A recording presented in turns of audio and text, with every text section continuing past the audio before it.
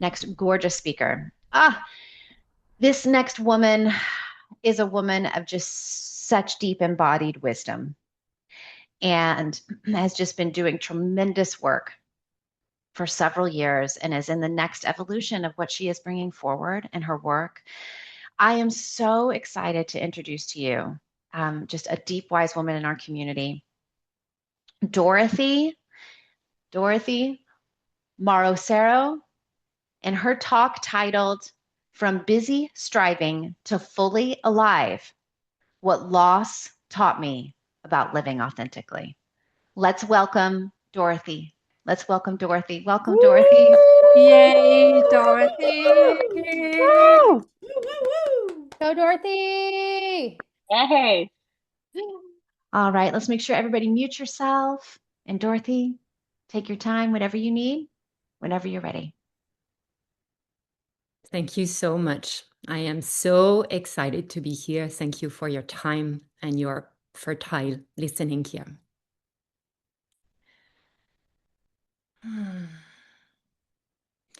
It was November 2005. I was living in Florida at the time. And I got a message from my cousin in France saying, "You better call your parents."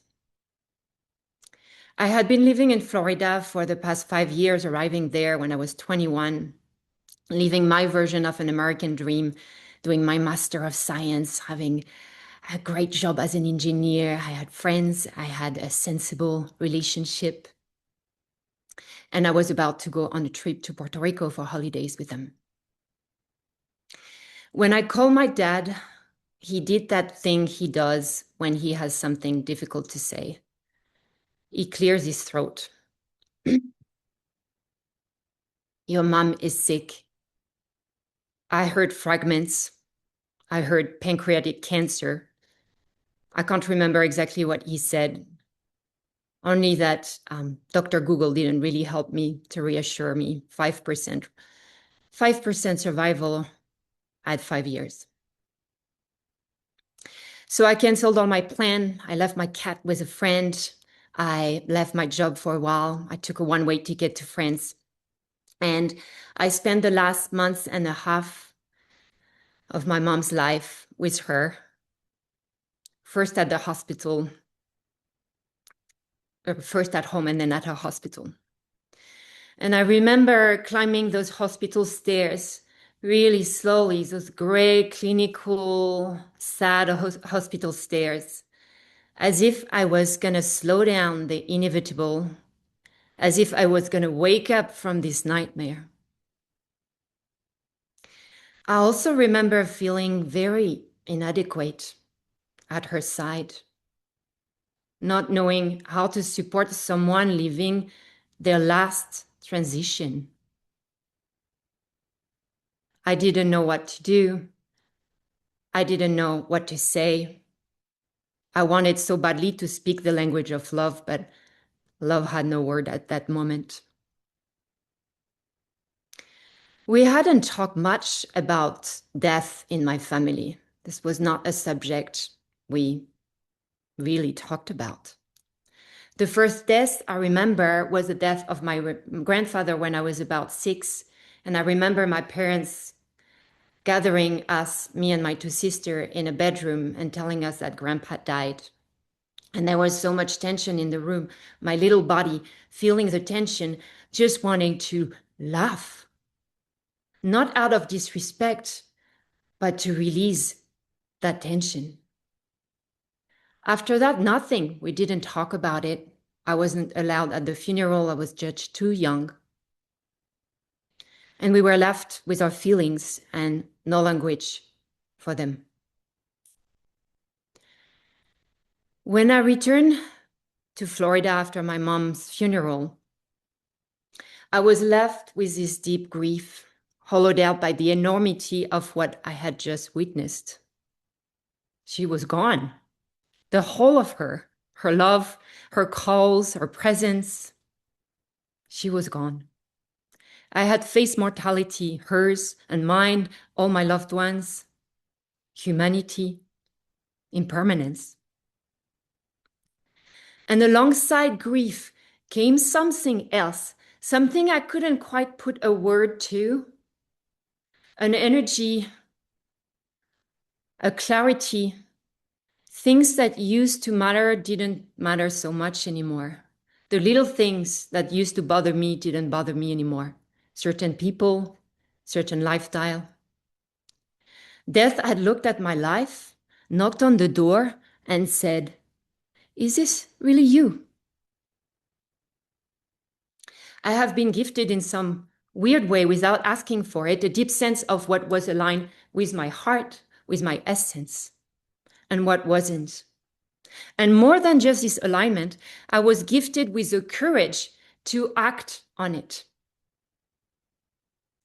So as soon as I came back, the relationship I was in that was sensible but not truly fulfilling, I left. I was sitting in the corner in parties observing the drinking and the lifestyle that I was doing, and I was like, this is not for me anymore. I left. And the job that I had, that was also a sensible job, I eventually left to go on an adventure. I was yearning for being alive. I took a few months off and I went to travel to South America with a friend backpacking. We went to study monkeys in the jungle of Costa Rica. We hiked and slept in hammock in the jungle of Venezuela to go see the most magnificent falls I've ever seen, the Angel Falls. And then we finished our trip in Peru, hiking the Salcantay trek, sleeping in tent. I was even secured by an emergency mule throughout that trip to see the Machu Picchu at sunrise. When we arrived in the Machu Picchu, the fog released and opened up to this magnificent view, and I felt tears falling off my eyes. I was feeling so alive. Death had gifted me the wish to live fully.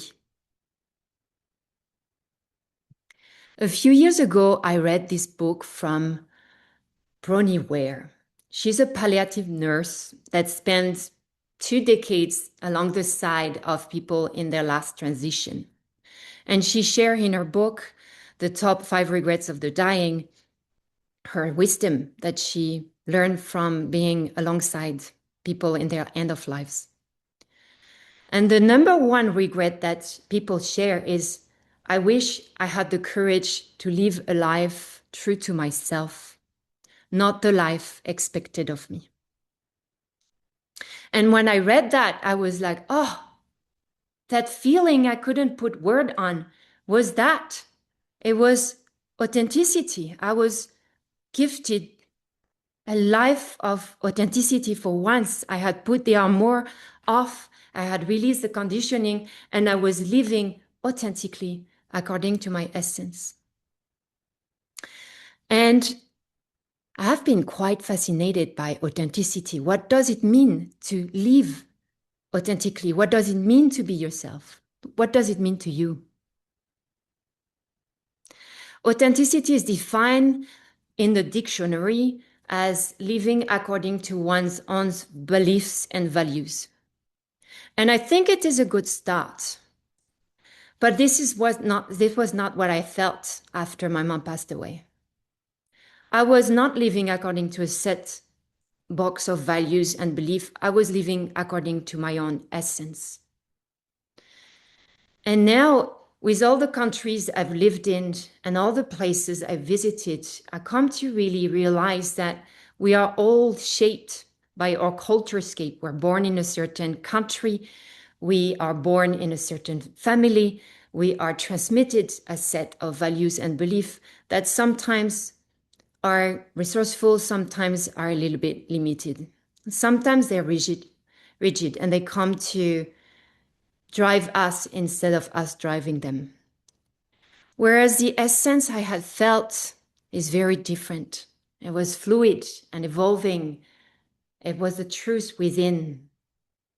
And we're often taught to, explicitly or not, stop listening to that voice within, to that essence, to our heart. So we listen to the voice of others, the expectations, the beliefs, the values that were gifted to us. And we often end up repressing our truth. I know this because I forgot. Eventually, after my mom passed away, years after she passed away, I found myself back on the hamster wheel, doing the things that were expected of me. I was back in corporate work, working and working, traveling and traveling, exhausted, but feeling this sense of misalignment. I was feeling busy striving, but exhausted. My soul was tired. And now I had two young children to care for, two beautiful boys.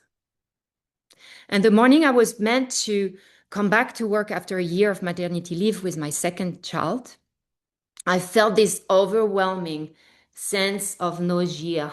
I wanted to vomit. I wasn't sick. It was just my essence knocking at the door again. Is that really you? So this time I did listen. I took the courage to tell my manager I wanted to come back part-time. And in the rest of the time, I started to build the life I'm living now. I kept tending to this connection of my essence. And this question about how to live authentically kept coming back to me. And there is two places that really brought me back to my essence. The first one is nature. The second one is the practice of yoga. In nature, there is this sense of belonging. Nature doesn't promise comfort all the time, but it for sure is non-judgmental. It is a place where we can safely release our armor and find our truth, find our essence. And in nature, we remind ourselves that we are part of this world. We are nature. We're not just a visitor. And I believe most of us humans forget that, and that comes to a disconnection with our essence. We are nature. We are the earth in our bones, in the steadiness, feet grounded on the earth. We are this primal breath, unconditioned.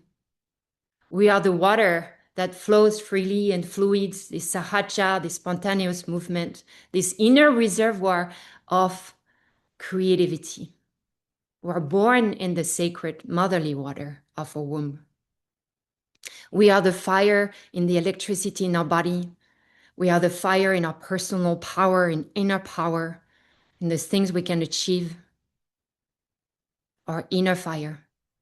We are the air we breathe in and out, this relationship we have with the word, with the plant, with the cosmos, with each other.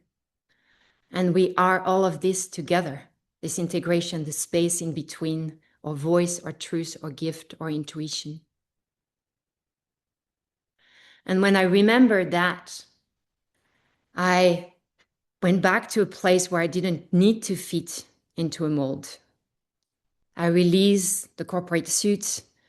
I released the armor. And I found myself living authentically and fully again.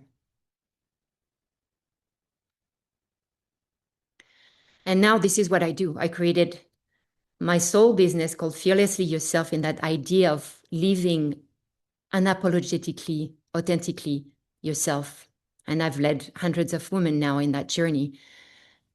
And I've watched them, just like I watch myself, stop contracting to fit into roles and expectation, finding their inner world quiet in the stories we tell ourselves, becoming kinder, and stop reacting to life, but really responding with presence, with joy, with spaciousness. So my mother's last words were, "This is hard." And of course it was. It is hard to leave the people you love, your three daughters, one of them pregnant with your first grandchild. It's hard to know you will miss that. It is hard. I will not soften that. Grief leaves a hole that is never fully filled. And at the same time, death is part of life, and life is fragile and challenging and wonderful and short and precious. So let's live it fully and authentically. So my wish for you today is this: let the thought of your own mortality infuse your life with intention, not pressure, but clarity. And you don't need to wait for a call that changes everything. You can start now. Thank you. Woo! Hey, Dorothee! Woo! Dorothee! Dorothy! Beautiful, That's Dorothee. phenomenal. So beautiful. Woohoo! Exquisite. Thank you. I would love to open up for a celebration from someone here in our community. What'd you love? What stood out to you? You can just start talking and we will find you. I would love to say something. Charlotte. I have witnessed you grow into the speech here, and I just want to share that you got me emotionally from start to end.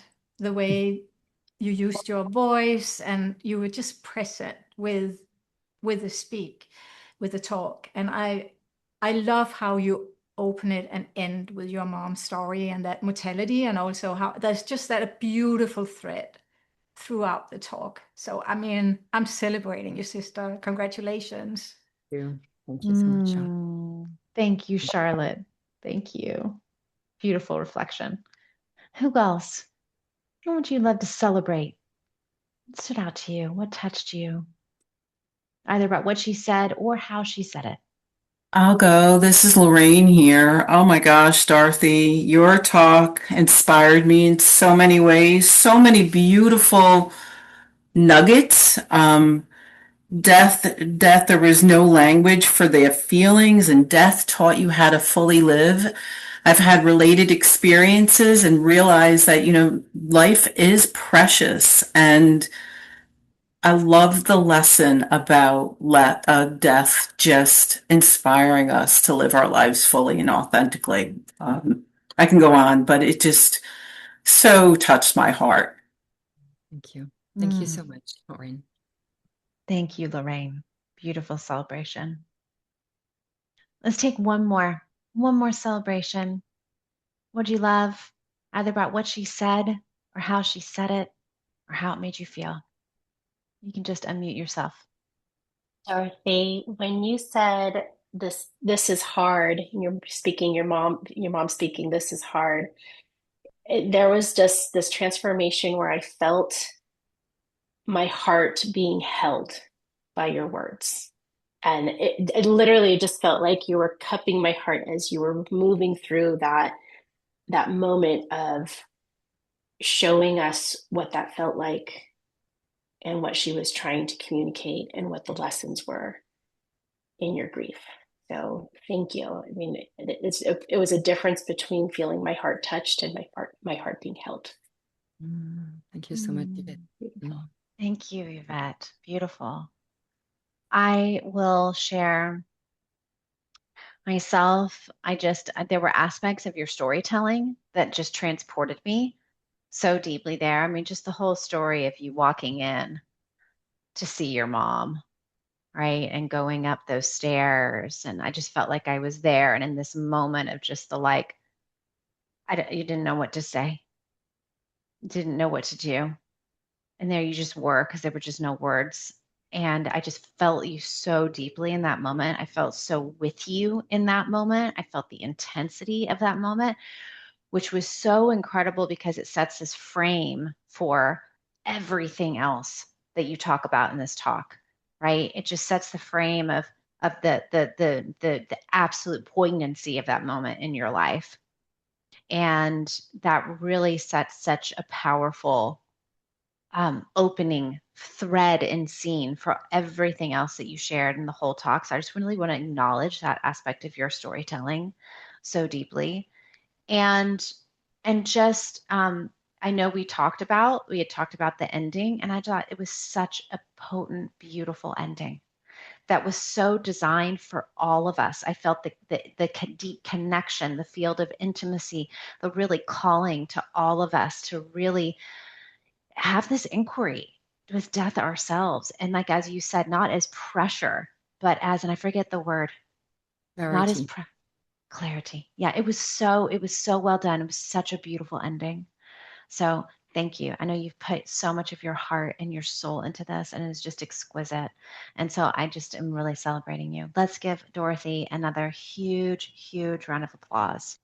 Woo! Yes, Dorothy.